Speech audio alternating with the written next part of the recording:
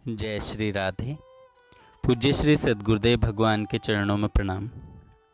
आज पूज्य श्री स्वामी राम सुखदास जी महाराज कहते हैं, सबका निचोड़ यह बात है कि अपने केवल भगवान हैं, उनके सिवाय कोई अपना नहीं है।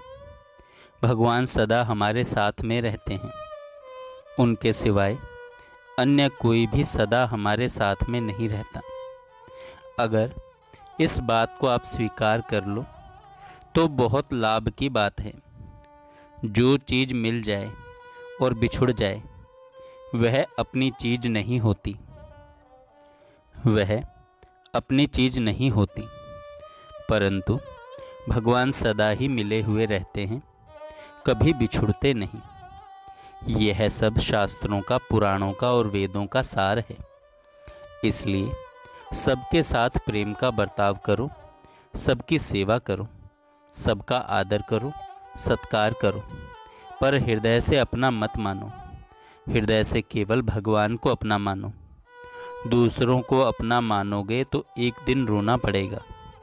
सेवा करने के लिए तो सभी अपने हैं, पर अपने लिए लेने के लिए कोई अपना नहीं है।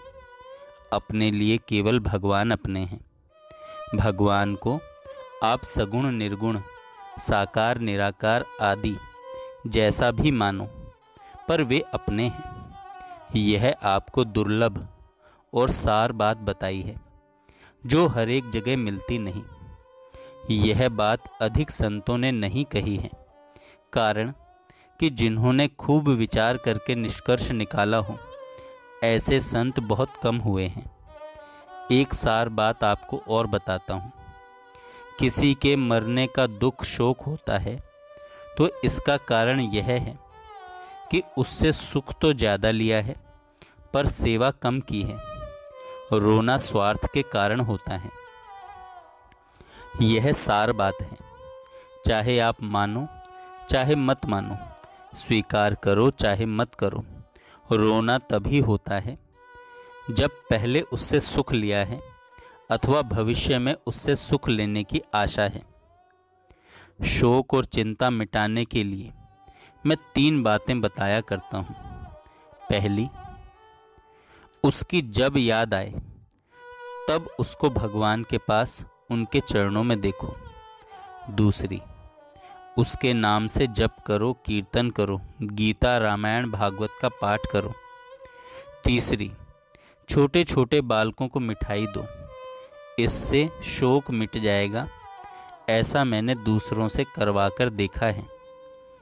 ऐसा मैंने दूसरों से करवा कर देखा है। कोई चिंता भी नहीं हो और नींद भी नहीं आए, यह बहुत बड़ा साधन है।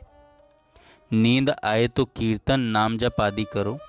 भगवान के रूप, लीला, गुण, तत्व आदि का चिंतन करो। भगवान के चरणों में गिरकर गहरे उतर जाओ। फिर भगवान का भी चिंतन मत करो। फिर भगवान का भी चिंतन मत करो। मेरा कुछ नहीं है और मेरे को कुछ नहीं चाहिए। इन 2 बातों से पूरा काम हो जाएगा। श्रवण, मनन आदि सब इसके अंदर आ जाएगा। सब इसके अंदर आ जाएगा। अगर आप भगवान के साथ संबंध स्वीकार कर लो तो आप में स्वाभाविक ही शुद्धि, पवित्रता आ जाएगी। हम भगवान के हैं, भगवान हमारे हैं, इतना कहने मात्र से आप में स्वतः पवित्रता आती है। हम भले ही कपूत हों पर हैं तो भगवान के ही। हमें केवल अपनी कपूताई मिटानी है। श्रोता ने प्रश्न किया स्वामी जी से, ईश्वर का अंश होते हुए भी जीव माया के साथ क्यों मिल गया? स्वामी जी उत्तर देते हैं, इस पर आप खुद विचार करो। यह प्रश्न खुद का है, दूसरे का नहीं। दूसरा कैसे बताए? आप बताओ कि आप माया में क्यों बंध गए? सब जानते हैं कि शरीर, कुटुंब, धन आदि नहीं रहेंगे। ऐसा जानते हुए भी फिर उनमें क्यों फंसते हो? अगर नहीं जानते हो तो बताओ। श्रोता ने प्रश्न किया, माया ने हमें बांध लिया, हम क्या करें? स्वामी जी ने कहा, माया कभी बांधती ही नहीं।